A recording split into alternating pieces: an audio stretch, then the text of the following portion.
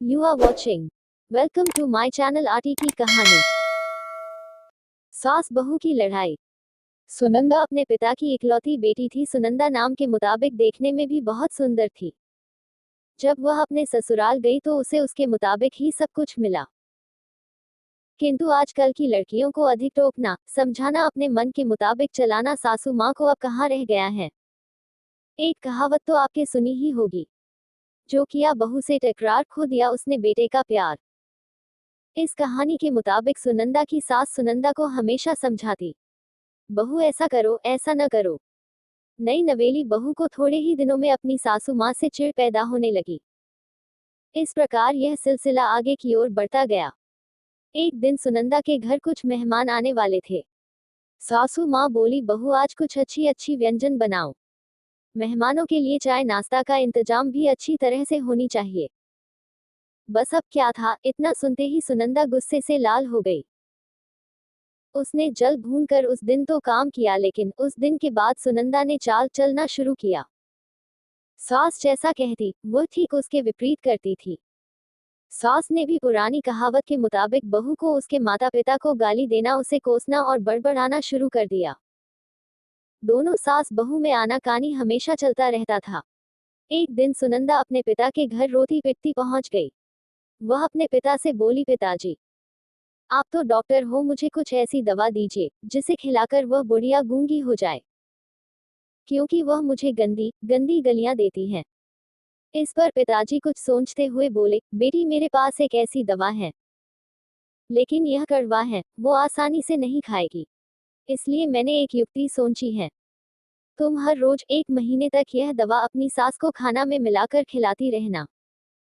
ठीक 1 महीने में वह पूरी तरह गूंगी हो जाएगी। लेकिन हाँ, यह दवा थोड़ा कड़वा है, इसलिए तुम खाना इतना प्यार से खिलाना कि उसे पता ही ना चले। दवा लेकर सुनंदा खुशी खुशी अपने घर आई और पिता के कहे मुताबिक अपना काम शुरू कर दी। अब सास जो कुछ भी कहती उसे वह मानती और उलटकर जवाब भी नहीं देती, क्योंकि वह जानती थी कि बुढ़िया तो अब महीने भर में गूंगी होने वाली है। बोल ले जितना बोलना है, उसके बाद वह चैन से रहेंगी। अब हर रोज वह प्यार से चुटकी भर दवा खाना में मिलाकर प्यार से माँ जी को देती थी। माँ भी समझती शायद इसके माता पिता ने इसे समझाया बुझाया है, इसलिए यह लड़ना झगड़ना बंद कर दी है। अब माँ जी भी बहू की खूब प्रशंसा किया करती थी और बहू भी प्रशंसा सुनकर प्यार भरी बातें किया करती थी। अगर बहू से कुछ गलती भी हो जाती तो सास उसे प्यार से समझा देती। इस प्रकार महीना आते आते दोनों सास बहू में इतना प्यार बढ़ गया कि बहू अब अपनी सास की आवाज को खोना नहीं चाहती थी। एक दिन फिर उसी प्रकार सुनंदा रोती पिटती अपने पिता के पास पहुंची। पिताजी बोले, अब क्या हुआ? सुनंदा बोली, पिताजी अब क्या होगा, मेरी सास बहुत अच्छी है, मैं उसकी आवाज खोना नहीं चाहती, वह मुझसे प्यार से बात करती है। अब मुझे कोई ऐसी दवा दीजिए जो कि मेरी माँ जी को दिया हुआ दवाई का असर काट सके और वह गूंगी ना हो पाए।